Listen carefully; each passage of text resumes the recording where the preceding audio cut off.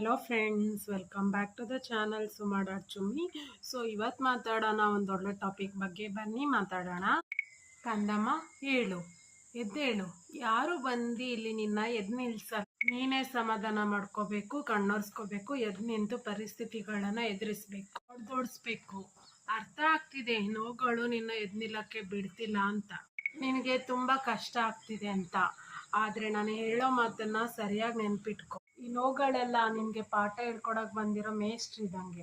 ಅದು ಬರೋದು ನಿನ್ನನ್ನು ನುಚ್ಚು ನೂರು ಮಾಡೋದಕ್ಕಲ್ಲ, ಬದಲಿಗೆ ನಿನ್ನ ಇನ್ನಷ್ಟು ಬಲವಾಗಿ ರೂಪುಗೊಳಿಸಕ್ಕೆ ಅದು ಬರುತ್ತೆ. ನಿನ್ನ ಬಗ್ಗಿಸುತ್ತೆ, ಕೋಲ್ ತಗೊಂಡು ಹೊಡೆದು ನಿನಗೆ ಪಾಠ ಕಲಿಸುತ್ತೆ, ನಿನ್ನ ಬೆಂಕಿಲಾಕಿ ಬೇಯಿಸುತ್ತೆ, ನಿನ್ನ ಹಲವಾರು ಪರೀಕ್ಷೆಗಳನ್ನು ಮಾಡುತ್ತೆ, ಶಿಕ್ಷೆ ಕೊಡುತ್ತೆ.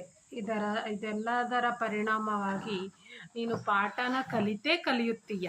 ನೀನು ಪಾಠ ಕಲಿಯೋವರೆಗೂ ಅದು ಬಿಡಲ್ಲ, ಮತ್ತೆ ನಿನ್ನನ್ನು ಬಲಿಷ್ಠವಾಗಿ ನಿಲ್ಲಿಸುತ್ತೆ.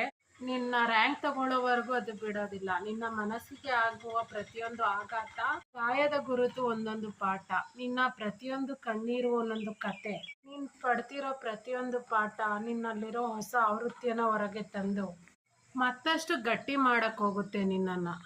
ಈ ಕಷ್ಟದ ದಿನಗಳು ಕೊನೆನೇ ಆಗೋದಿಲ್ಲ ಅಂತ ನಿನ್ಗೆ ಅನ್ನಿಸ್ತಾ ಇರ್ಬೋದು.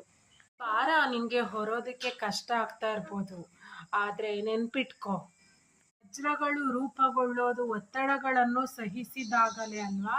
ಯುದ್ಧ ಭೂಮಿಲಿ ಹೋರಾಡಿದ ಮೇಲೇನೆ ವೀರ ಸೇನಾನಿ ನೀನು ಅಂತ ಅನ್ಸ್ಕೊಳ್ಳೋದು. ಬಿಟ್ಕೊಡಕ್ಕೆ ಸಾವಿರಾರು ಕಾರಣಗಳಿದ್ದು ನೀನು ನಿನ್ನ ಕಷ್ಟವನ್ನ ಬಿಟ್ಕೊಡದೆ ಸಾವಿರಾರು ಜನ ಇದ್ರು ಮುನ್ನುಗ್ತಿಯಲ್ಲ. ನೀನೇ ನಿಜವಾದ ಶೂರಾದಿ ಶೂರನು. ನೋವುಗಳಿಗೆ ಶಾಪ ಹಾಕೋದು ಬೇಡ.